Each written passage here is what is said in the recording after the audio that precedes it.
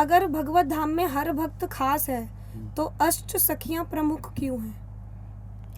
तो दोबारा से सारी प्रमुख हैं, कोई भी वहाँ पीछे नहीं है। अष्ट सखियाँ यहाँ अवतार लेती हैं आकर के, और ये 8 द्वार हैं। और मैं कई बार बता चुका हूँ, अष्ट सखियाँ आप बन सकते हैं, आप रंग देवी बन सकते हैं तो आप भी तो मुख्य हो गए। आप ललता बन सकते हैं, जैसे पूजा श्री राधा मंजू श्यामा के भाव में, तो आप भी रंग देवी बन सकते हैं, आप भी ललता बन सकते हैं। उस ललता में जाने कितनी सखियाँ, ये हैं लीला के लिए पोस्ट हैं। कौन सी लीला करनी है, इनके भाव हैं अलग अलग, हर सखी का अलग अलग भाव है। और भगवान को हर प्रकार के भाव चाहिए। उदाहरण के रूप में, आपके पास बेटी भी है, आपके पास पत्नी भी है, आपके पास बहन भी है, आपके पास माँ भी है। अब 4 स्त्रियां आपके पास है। मैं आपसे पूछता हूँ, प्रमुख कौन सी है? सारी। ये कैसे कह सकते हैं कि ये प्रमुख नहीं? आप बेटी से भी प्रेम करते हैं, पत्नी से भी करते हैं, बहन से भी करते हैं, माँ से भी करते हैं। इनमें छोटा कौन, बड़ा कौन? कोई छोटा बड़ा नहीं।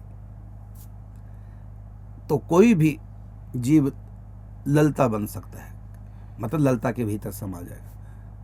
और इसी प्रकार जैसे रंग देवी जी हैं, रंग देवी जी की सेवा ऋतु के अनुसार बसंत की सेवा है। अब ये क्या है, तो ये बसंत के उत्सव के माध्यम से रंग देवी जी और सखियों को आनंद का उनका वर्धन कर रही है। तो इन्हीं की अनुगत्य में रह करके और सखियां आनंद लूट रही हैं।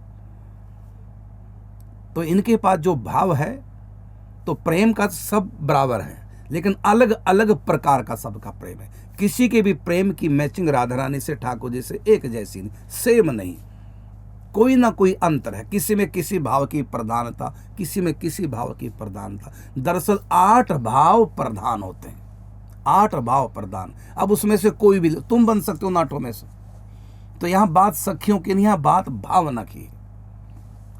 जैसे पत्नी का पति के प्रति अलग प्रकार का भाव है, बहन का भाई के प्रति अलग, आदमी वही है, माँ का उसके प्रति अलग प्रकार का प्रेम है। ये प्रकार है अलग अलग, और वो कोई भी बन सकता है। इस प्रकार भगवान को, राधा रानी को जितने प्रकार के प्रेम चाहिए या भाव कह लो, भाव चाहिए, उतने ही राधा रानी अपने रूप बना के रखी, जितने प्रकार का। जैसे आपको पत्नी भी चाहिए इसलिए विवाह कर लिया, फिर आपको बच्चा भी चाहिए उसके लिए फिर आपने बच्चे की प्लानिंग की है, और नहीं हुआ तो फिर मन्नतें मांगी।